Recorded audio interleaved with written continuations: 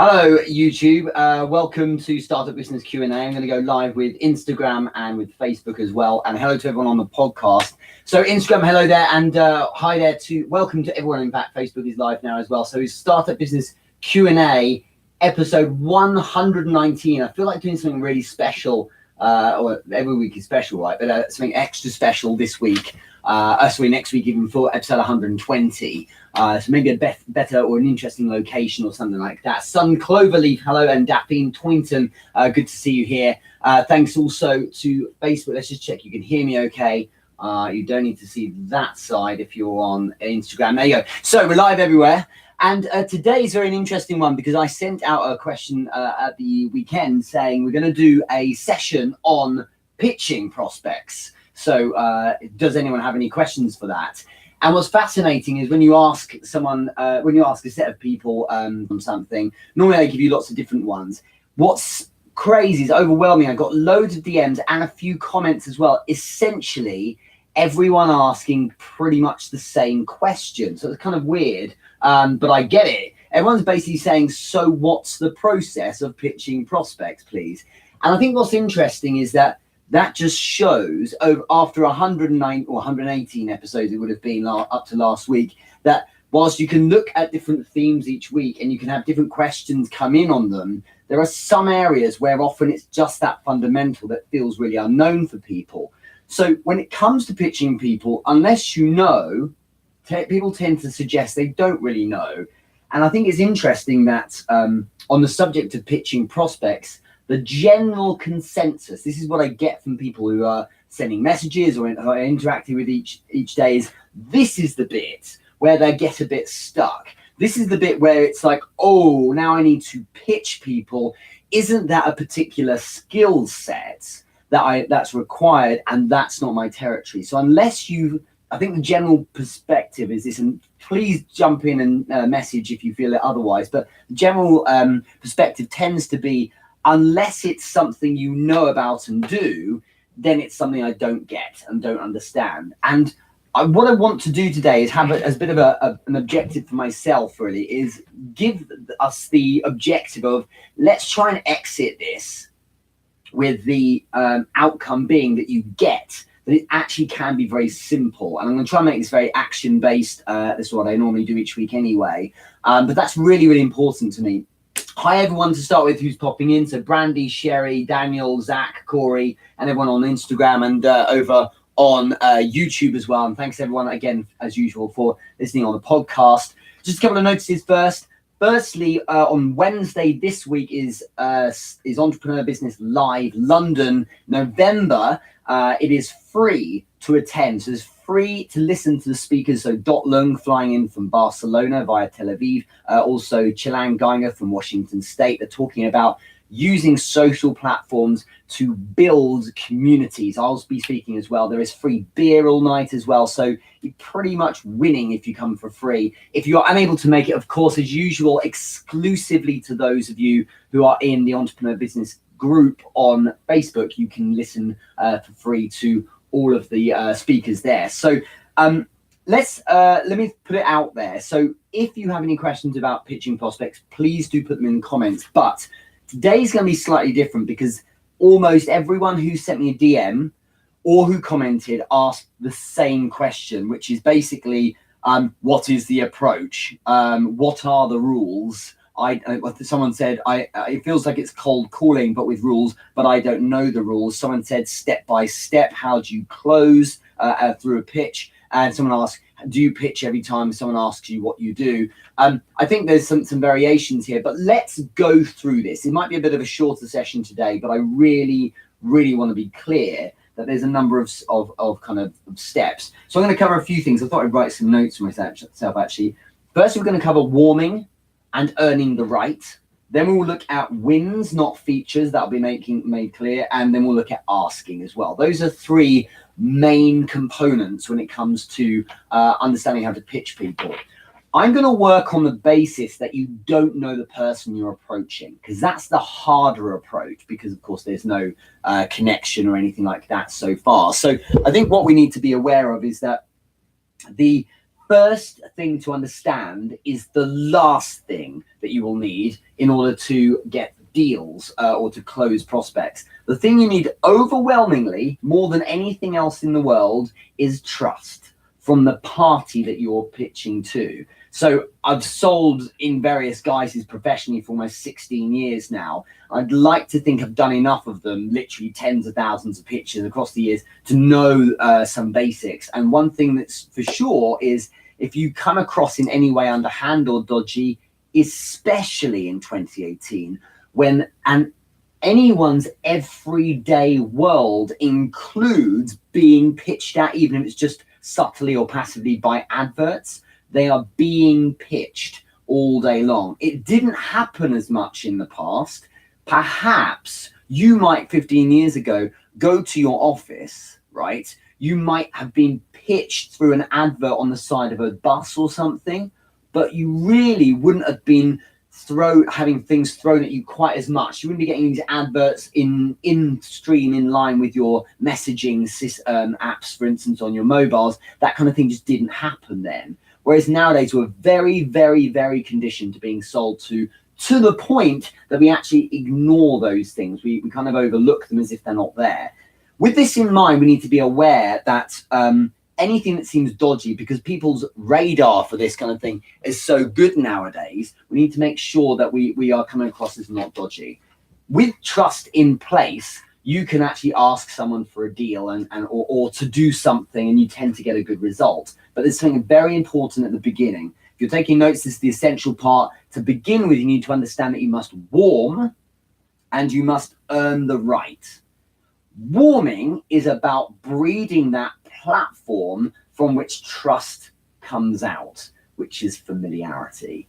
Familiarity comes not from trying to be too pally and matey with someone, because if they are a cold prospect, if there's someone you've never spoken to before, that feels a bit strange. Think about it. When you're walking down the street and you get one of those people who tries to stop you to ask for money for charity, they're all happy-go-lucky. Hey, how's it going? And you're like, I'm not interested, because you know that no one is that familiar with you unless they're familiar with you. So they must be trying to game you. We're conditioned now to know that they are. Imagine the first time ever in the world that someone stopped someone in the street to ask them for money and said, hey, how's it going? You would actually respond in the right way for them to that. You'd say, oh, I'm really good, thanks for asking. But nowadays, it's happened too much that we're conditioned against it, okay? So maybe different, you may be the kind of person that answers every single request to take your money or use your money. But what I'm saying here is that familiarity, if it is false, it doesn't work. Familiarity is a longer play nowadays, or at least that's a better way of doing it. Familiarity is the foundation upon which you can close things. So if I look at, for instance, sponsorship opportunities I have for Entrepreneur Business Live events, they are all based on a long-term relationship I have with those kind of businesses. I can go in cold as well, but I need to do some marvelous things otherwise. Ideally, you want to build up to it. Ideally. Now, we'll tackle literally the cold pitch in a second, but the short version here, if you're going to approach people and build up that kind of warmth and familiarity with you, it's really simple. What you need to be focusing on is engaging with them in a way that helps them. So that might be stimulating because you're, jumping on their content or writing them comments or just having a conversation with them. That kind of thing is really powerful to people because over time, the barriers go down and trust is growing. If it's someone you're approaching completely cold, though, then breeding value or creating value and moving to a place of familiarity can really only happen on a foundation of practical or business-like rapport or value. So what I mean by this is if you're going in on a cold call, then you need to lead with practical or business value first. So that means leading with, hey, here is a win. Here is something I'm doing. Does that sound like something you'd like to explore? And the person in that moment, because there isn't much time, gets that actually, yes, you're clearly selling something, but actually this might be quite valuable to them. Then you move towards social or emotional rapport building and kind of, hey, how's it going kind of thing. But you start with practical rapport because that practical level of value and rapport is what's needed to get someone to go, okay, I'm fairly hooked, I will listen now. And the social kind of will come afterwards, if that makes sense. Thumbs up if that makes sense. So that's how you do it completely cold, but ideally you warm them up. My favorite way of doing all this is really simple. What I prefer to do is to be valuable to people, have them come into orbit through different mechanisms, for instance, putting money against content in paid ads, or creating content that is shareable, or going on multiple platforms like this, so I pick up people in different ways. If I can do that, I might just pick up 1 in 50 people who thinks that's quite an interesting idea. That guy seems quite personable or affable or whatever, and I'd like to engage them a bit more. If you do that right, then they will want to listen from you more. So the reason why there's a massive win in pitching from a base of already warmed them up and familiarity is because it creates this thing of receptivity. They almost want to hear from you. That person, because they think you're great, is leaning in. Okay, metaphorically perhaps. So if they think what you're up to and what you talk about and the values you have, your ethos, whatever, are very interesting, they will want to hear from you. If Jeff Bezos posted a press release on Amazon.com saying, tune in at 4 o'clock today, Jeff Bezos has a special announcement, a lot of people would lean in and go, I want to hear from this guy because I respect him. I think he's a very interesting person. I think he's great. I'm familiar with him, at least in terms of what he stands for. And if that's the case, what he's doing is he's already winning because he's warmed you up. So in summary, for warming up and for earning the right to start the process of pitching, you need to start with familiarity. If you don't have it nor the time, because you're going to just do a cold pitch, maybe you're going to dial a number, call the business and try and sell to them, you need to lead with the practical outcomes for them. So how they win, save money, make money, save time, look good, get market share. They're essentially the wins that people are after. Show how you're able to do that, okay? If you have time, which is preferable, then ease them in more, help them out. And that might, as I said, that might be just emotional. You just show up on their content, on their posts each day. You send them a message saying, hey, I checked out that tweet of yours. I really liked it. And then again, 4 days in a row. Believe me, you do that and then they'll start wanting to hear a bit more from you. Breed that familiarity. Get into DMs with them. Start messaging. Maybe even get on a call. Now you're in a wonderful place where that person really buys into you on the right level. That foundation is everything. People don't want to be sold to, but they're cool with hearing from you about a proposition if they're cool with you first. So there's a business I spoke to on Friday over in the States, a company I'm already doing some work with, and it was essentially a bit of a pitch about something else. And as I started to hint about this call and what it, the topic of it, the CEO wrote to me, how can we help, Richard? So not even, I don't want to hear a pitch. It was, how can we help? He was leaning in. And he was leaning in because I gave him value first, practical and business value, but also I'd been useful for his business in general. I'd said things, gave some advice, things like that. And that's a play that's probably been 6 months in the making. So that's a very long play. But keeping those irons warm in the fire is a really good way of moving yourself to a place where when you do need to pitch, you're in a really strong place. That's why relationships are everything. People say you should network, it's really good for you, but this is actually a practical or business reason why. Okay, so earning the right is about being in a place where that person is receptive to hearing from you. If they think you're cool or great or interesting or valuable or profitable or successful or insightful or intelligent or clever or funny or whatever it is, something that brings some credibility but also some kind of interest in their direction, they are more likely to want to hear what you have. This is about what's known as benefit of the doubt. Perfect example is that person on the street who you have no familiarity with, doesn't really want to, or rather you don't really want to hear from them. But your family member or a close friend or partner or child, you'll always have time for them. You know, imagine it if your family member says to you, hi, I've got something I really want to run past you. You're of course going to say, sure, I'll hear you out, no problem. The person on the street that's called you out of blue, I'm just like, you know, I don't have time for it. Sorry, it's that kind of response. Got it? Make sense? So that warming and earning the right is the essential platform. Like I said, if you don't have time, you've got to just go in cold, because maybe it's your job to pitch people like that. Well, then you need to lead with practical value, not the, hey, how's it going? Because that familiarity turns people off in 2018, because they're so conditioned that overfamiliarity represents a falseness, or someone who, or it's okay because it's someone they know. When they realize they don't know you, well, it must be you're trying to gain them, and it's a turn off. That's why that doesn't work. Okay. So the next level is, once you've got that familiarity, you actually have to do the pitch itself. So pitching prospects is a simple process, and there are 3 types of information that people give. Well past 99% of the salespeople, let alone the average people or lay people, if you like, that I engage with, and I've engaged with thousands over the years when it comes to training and things like that, those that are pitching or approaching people do this backwards. They do it the wrong way round.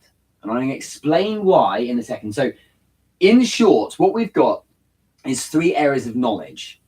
Now, the person sharing knowledge when they're pitching or a prospect, they are aware of 3 things, but usually to a lesser or greater degree. The first level of information is features. So give me a thumbs up or a heart if you know any of the features, the descriptive parts of your product. So for example, or your service. For example, if I'm a fitness coach, the features are that I train on evenings, or that I train a certain demographic, or I train in certain areas, or I have a certain price point, or I have X, Y, and Z packages. They're the features. They're just the things I do.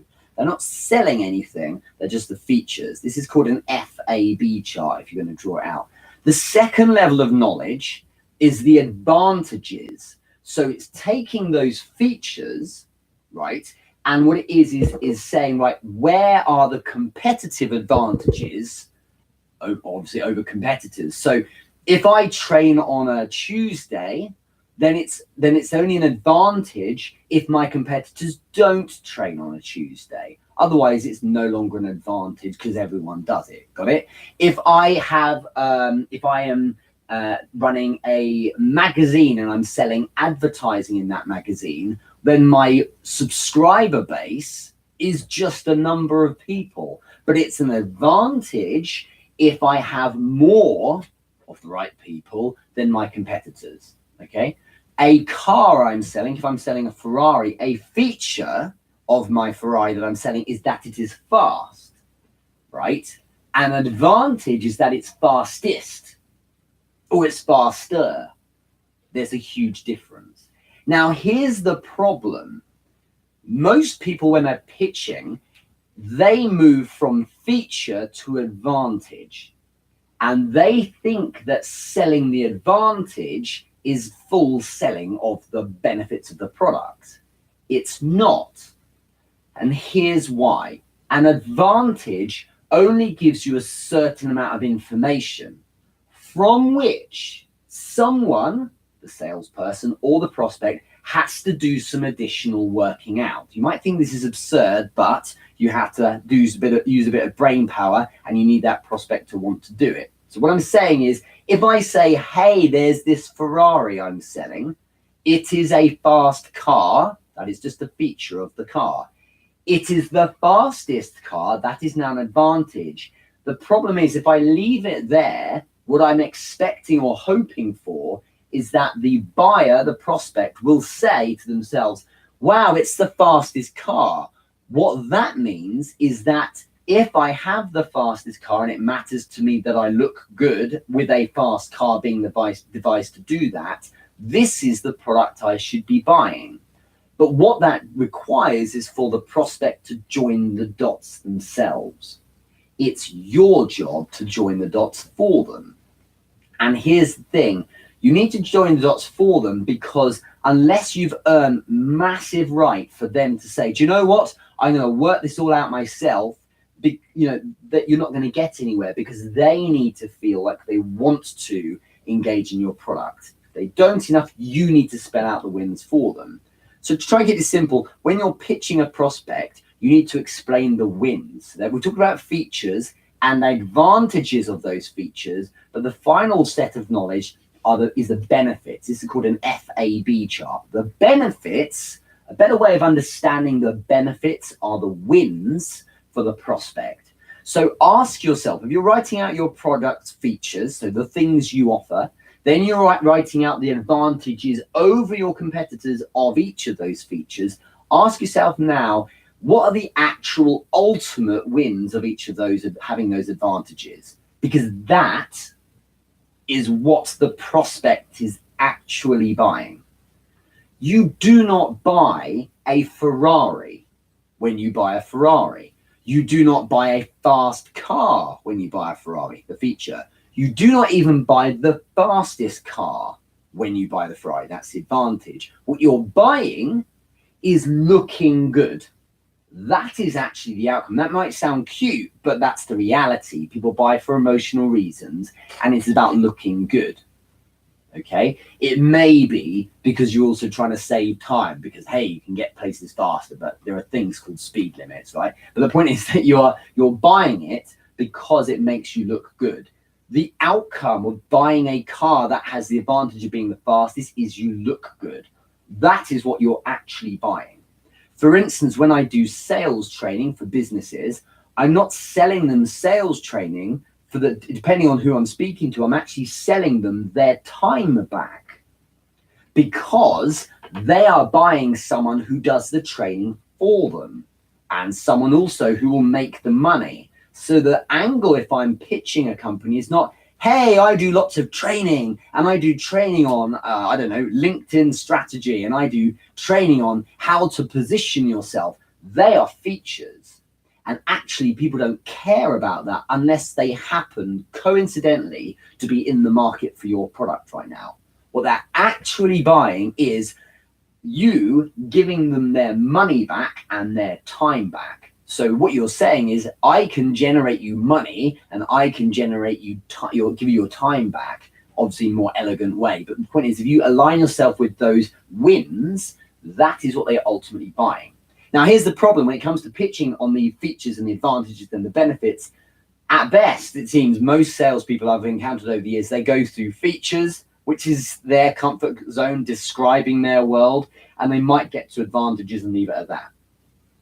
What you need to be doing is leading with benefits and going backwards. So what you do is you say, we're able to generate you an income or leads for your business and save you time in doing it, save you money, make you look good, whatever it might be.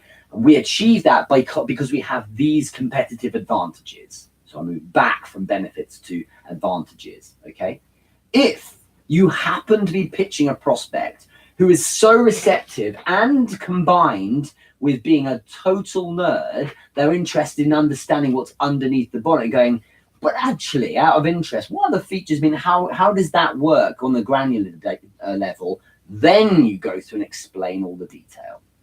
Got it? It's like you don't explain where the fuse box is on the Ferrari. You don't explain that there's stitching of a certain type on the steering wheel unless someone genuinely cares. There are some people who buy a Ferrari who never look inside the bonnet. There are others who are like, I want to buy this for the craftsmanship. Let me look under the bonnet. But they're all buying it for emotional reasons. They want to look good or feel good about themselves, save money, save time, things like that. Okay. So what's essential here is that you focus in the pitch on the wins and outcomes for the prospect first. You front load that information. And the best pitches are the ones where, based on that familiarity we talked about earlier, you then lead with this, hey, there's these outcomes and these wins. Is that something you'd like to explore? Usually the answer is yes, because you're talking about something that emotionally they're after. And from there, you can then go back into detail on the advantages, things like that. Then there's questions and so on and so forth. But best pitches lead with the with the wins for the prospect. The typical pitch is not even the worst one, just the typical pitch I hear when I interact with different companies is they lead with, let me tell you about my world. And then once I've done that, if you're not completely flatlining, I'll try and explain why there are advantages there, and then maybe you might be able to work out whether or not you want this or not. And all you are is a very expensive, glorified notification service, if that's the approach, in my opinion. So try your best to avoid talking about what your product does in the sense of kind of its features. Do avoid how your product works, because no one cares. What they care about is how they win as a result of using your product, okay? And they might win because they are aligned emotionally with your story. That might be the thing they're selling. You're selling them. They might be buying the fact they feel good because they are kind of on the same wavelength with you ethically, right? So people who attend my Entrepreneur Business Live events might be attending because they like my ethos. It's incidental that it is delivered in the form of a networking and speakers event. They might not even care who the speakers are or be bothered by the networking. If I think about events I go to, often I go because of a particular set of reasons, and you should ask yourself the same thing. Why do I really buy things? Those of you, hands up or thumbs up if you have an Apple, for instance, like an iPhone. None of you tend to buy an iPhone because it has a particular set of features. You don't buy it because it has the best camera, because it doesn't. You don't buy it because it has the best battery, because it doesn't. Nor has it got the best screen, right? None of this stuff. The reason why you buy an iPhone is because it makes you feel part of a tribe, okay? It makes you feel like you belong somewhere. It makes you look good. Like if you buy an iMac, the laptop, you're basically making the statement, I'm a creative type and I'm quite wealthy because I've spent $2,000 on a brushed aluminium laptop, right? So, you're proudly displaying that laptop when you're opening it up because it's got that lit up Apple on the front. It's what you're actually buying. When you're buying a Ferrari, you're buying sex, basically. You're buying feeling great about yourself and loads more sex. You might think this is funny, but this is reality. This is what you're buying. So if someone said to you, would you like to wake up every morning feeling successful and probably having the likelihood of having a greater amount of sex, chances are you'd be like, well, that sounds interesting. There's this device called a Ferrari, and it's that enables these outcomes. That's what people are actually buying. And it's the same, for instance, with your iPhone. You're buying fitting in, you're buying looking creative, you're buying looking good. That's why right now people tend to not check out the features as they never have. They check out how it feels culturally. Phones are kind of all the same, really. So they tend to buy the one that's cool. That's why Apple is winning with their iPhone and BlackBerry is not. In 2007, there's an amazing book on it called Losing the Signal. If you read that book, it's clear that BlackBerry had better use of bandwidth for the network operators, better battery, better screen, better email encryption, all that stuff, the security feature, everything. But people bought iPhone because it was cool. That was simple as that. The network operators were like, but they were pushing back on Apple, but you're using all the bandwidth. Apple's like, too bad, people want it. So that's how it is. And it's just not BlackBerry's time anymore. But in the past, if you go back 25 years, Apple was seriously uncool. So when I was like a teenager, if you had an Apple Mac, you'd get laughed at. The Macintosh, as it was known. you get laughed at. Certain makes of trainers, the same. It's just what's fashionable right now. It's not all about that, but that is a huge thing. You could probably tell I'm not an iPhone user. That's why I'm kind of throwing it under the bus a bit. But the point is there. Okay, those that buy Android, it's been shown a lot of them are buying an Android as a kind of rebellion against the iPod and the iPhone, the iPhone even. And you'll see that those kind of people tend to have If they don't have an iPhone, well, they really don't have any Apple products at all, because they're making a point. Hey, I don't want to be bound by this business that makes me, buy all of its own products, for example. So, there's a various different outcomes. And the thing to remember is, and I'm going to a business tomorrow that works in the legal sector. So classically a very dry industry. So these are people who only work in a certain kind of space, and it's believed that they only kind of think in very kind of practical, logical, tick box kind of terms. That might be the kind of people they are at times, but it doesn't mean they're not people first. They're people before they're lawyers, which means they always, like anyone else, buy emotionally first. So to summarize here, warm up and familiarize first. The pitch must be leading with the wins for the business. And the wins, remember, aren't that you're the fastest or you're the cleverest or you're the cheapest or anything like that. That's just your advantage. The win is that they save money, or they look good, or they gain market share, or they have a better way of saving time, or they will make money or save money, or whatever it might be. So they're the wins you should be focusing on. Now, some people will say, and they're right, but Richard, you can't call a company or speak to someone and say, hey, would you like to save more money? Or, hey, I can make you more money, and things like that. Why? Because in 2018, would you all agree, no one wants to hear that, because no one believes you. No one believes you. You can't say to someone, I can save you time and make you money, because people are like, yeah, whatever, man. And even if the outcomes or the advantages of having your product are that is the case, people won't believe you. So a really good hack here is to align your wins, your outcomes for the prospect, with a peer. So with someone else in the industry. This is called social currency. So you're leveraging, well, it's not social currency so much as social proof is probably a better term for it. So social proof, using a testimonial or someone else that you've worked with to prove a point. So if I was to approach any of you and say, hey, come to my party tonight, and you don't know who I am, you're probably thinking, I'm good, thanks. I don't really know who you are. But if I mention that if you come to my party, I can give you money, you're still unlikely to come, even though I'm going to give you something that's an outcome you're after, because you're like, yeah, I'll come to your party, you're going to give me money. Not a chance. So if I add a peer, so testimonial or social proof, if I say, hey, your friends Gary and Wendy, they came to my party last week, and when they came, I gave them money. Would you be interested in coming to my party as well? Now we have two essential components of the pitch. One is the wins for that prospect. Two is the social proof, validation that you're talking the truth. That's quite a good screenshot, isn't it? Someone take that.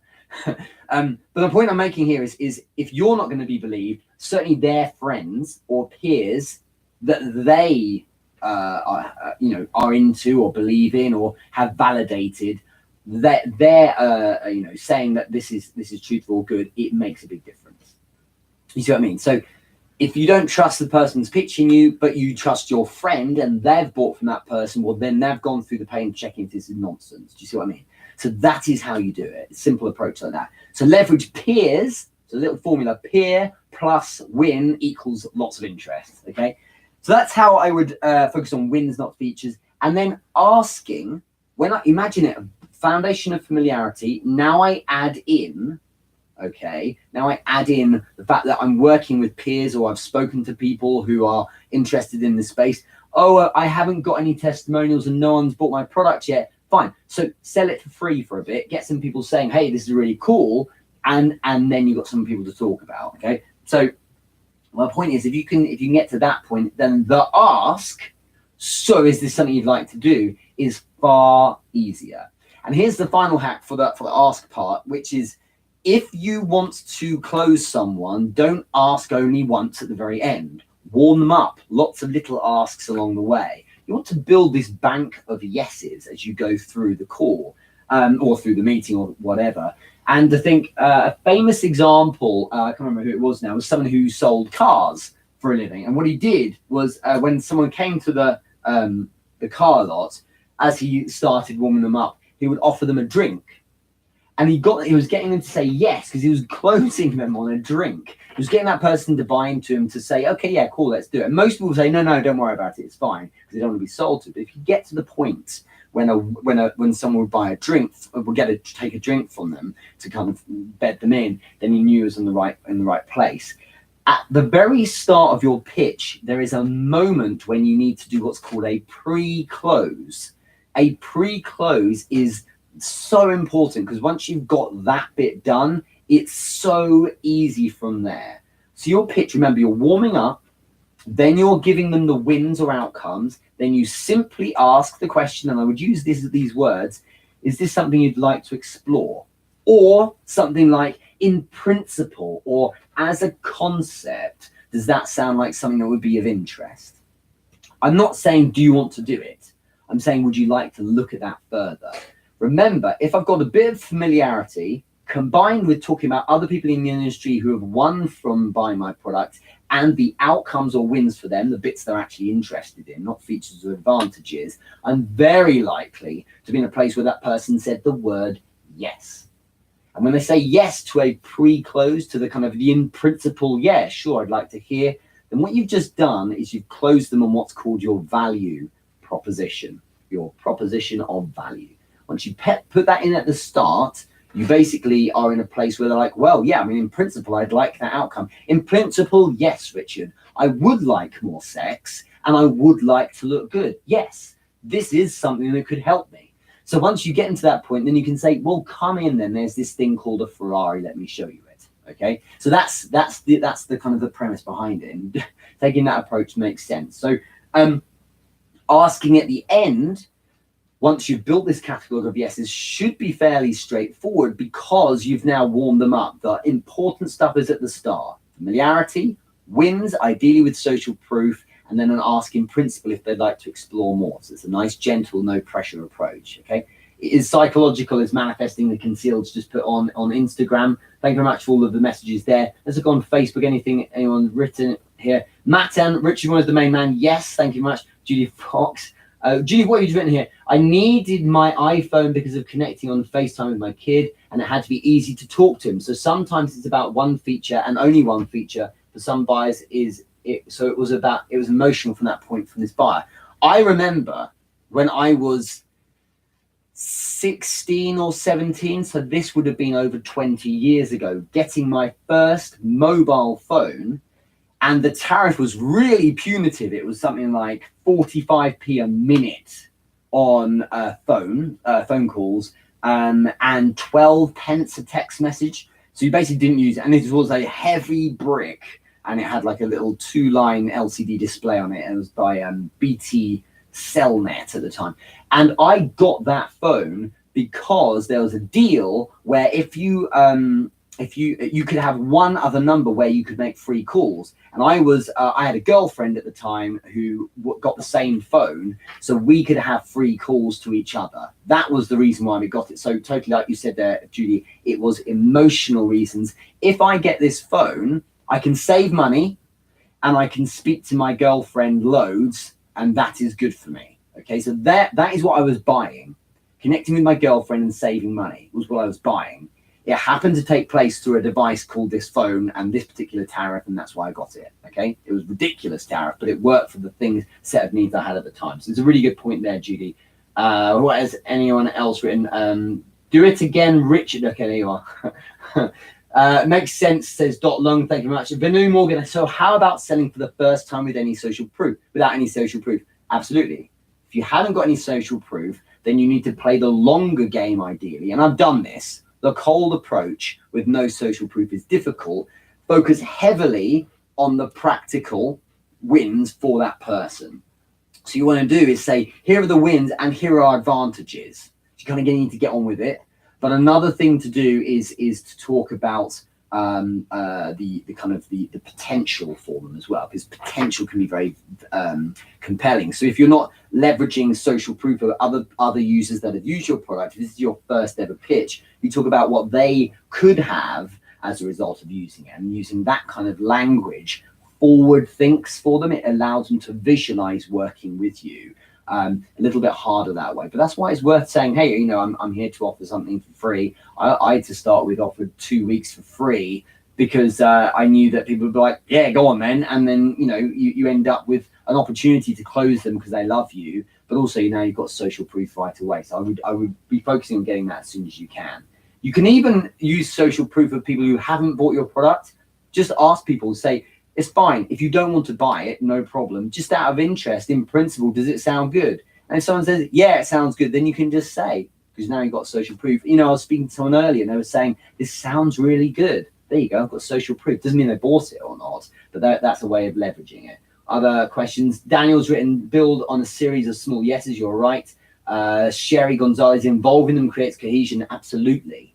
Absolutely. You have to get these wins out right away and bring them in. So, I mean, what do you think? Does this sound good in principle? Yes, it does. Okay, good. So this is why we're doing it so well, because of these advantages. Are these things that matter to you?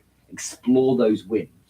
Don't lift the bonnet and explain how the engine works, because the bottom line is no one cares what your product is and no one cares how it works. They only care about the wins for them.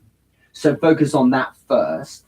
The irony is most people do it completely the other way around. I can say that with authority because over years and working with thousands of salespeople, that is what I've seen. Okay, so it's important to do it that way around. Any other points? Sherry Gonzalez, my phone was a flip phone like those seen in older Star Trek shows. I'm dating myself. Okay, good. And Daniel's written, leverage others wins. Absolutely.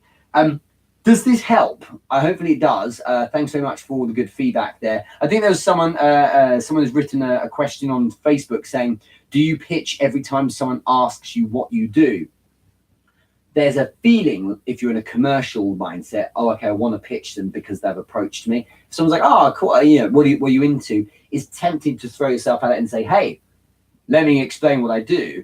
Best thing to do is focus on making sure you got that first box tick, which is, am I familiar? Have I got someone liking me or getting into me? That's a good start point. So you need to create that warming and earning the rights. Talk first. If someone dares say hello to you, it doesn't mean you jump straight in and pitch them. So my answer to that is, you know, if someone asks you what you do, warm up, take your time, you know. If someone say, hi, Richard, what is it you do? Is an excuse for me to sell. I would, part of me, my brain, because how I've been conditioned over this, part of my brain would go, here is someone who's of interest because this person has an interest in me. Otherwise, they wouldn't have written this email or this message or whatever. But I will know that patience is essential. So I've got to take my time and warm them up. Familiarity first, then focusing on wins, not features. And then, of course, your ask is more straightforward. I just finish up on Facebook here. Hello, Marion. Nice to see you here. Judy Fox has asked, I was written, yes, great. You just got a yes out of me. Okay. And Daniel, absolutely. But I have more questions now. Good. If you have any more questions, do put them in here in the comments and I will get to them a bit later on. But otherwise, hopefully that helps give you some clarity around pitching. It really doesn't have to be difficult. But what you do need to do is say, right, let's look at my actual product. Can I get a piece of paper and put it into three columns? What are the actual features? How do I describe my service? What are the things I offer? Now, what are the advantages? How are those things better than competitors? If they're not, then they're not really features worth talking about. I have 100,000 people reading my website, but if 100,000 people read other people's websites as well, it's not that big a deal. So it's not something worth talking about. We've been around for 20 years. So is that important? Does it matter? Only to those who want to feel safe and secure about buying from someone with loads of experience. Okay, so think about that. And then, of course, your final column is the wins. What are the actual wins? Go take it to the ultimate nth degree. What is the reason why someone would win using your product? And Marin here has written jab, jab, hook. Yes, but be aware. This is me doing the revisionist version of Gary Vaynerchuk. All love to him, of course. His idea is you do jab, jab, jab, right hook, meaning you give, then you ask. Sure, give value plenty and then ask. But for some, it might be just right hook because they just want to buy. For others, it might be jab, jab, jab, jab, jab, jab, jab, jab, jab, jab, jab. 7 months later, jab, jab, jab, jab, jab. Now right hook because they take time. So it is is a more evolved version of jab, jab, jab, right hook, although that's fair for the masses, is jab with a kind of a superscript N. So jab to the power of N, however many times you need to for that person, plus right hook equals your deal. That's the way I would look at it. Okay, so it depends on the person. Remember this with all of them: warming up can take a load of time or not much time, depending on who you're pitching. If you are calling cold and it's your job, the best thing to do is lead with the practical value first. Don't try and be all game show host and happy-go-lucky, because people don't want that. The reason why they don't want it is because nowadays they know it is false. They know you're going to try and sell them something, unless you're a family or friend. When it's clear you're not, now there's a skepticism and a cynicism around what you're approaching them about, simply because it can't be relevant. It can't be of interest to them unless you've earned the right. Okay, so that's the way to look at it. So let's finish up there. If there are any questions or comments, then do let me know. Thanks everyone for joining on YouTube, on listening on the podcast, over on Instagram and over on Facebook as well. If you are around in London on Wednesday, it is free to attend Entrepreneur Business Live this month. We are going to be sponsorship led, so you don't have to pay anything. We're focusing on social content that builds community. So Dot Lung's coming in from Barcelona to speak, and also Chang Geinger, who runs the Entrepreneur Before 25 podcast, and I'll be speaking as well. Free beer all night and an hour of networking as well. It'll be really good fun to be there. Shout out as well to Catherine Dar over in Geneva. Flights and hotels are all booked. I'll be in Geneva next month for her LinkedIn Growth Summit. I'm on a panel with a few other people as well, and very much looking forward to that too. But in the meantime, thanks so much. If you're on YouTube, make sure you subscribe to this, hit the bell as well so that you can see me if there are any other videos going out. If you're on Facebook, please check out the Entrepreneur Business Group, okay? Or you can go to therichardmoore.com and find all of my links there. If you're on Instagram, I would hope you're following me. If you're not, then please do. There's a lot of information there on the latest. But yes, free beer on Wednesday for those who come. Do come for the actual event though, right? Not just for free beer. And I'll see you all soon. Thank you very much to all on Instagram. I'm going to end there for you. I'm kind of trying to press all these phones and cameras up. It's quite hard to turn everything off. And thank you very much for YouTube and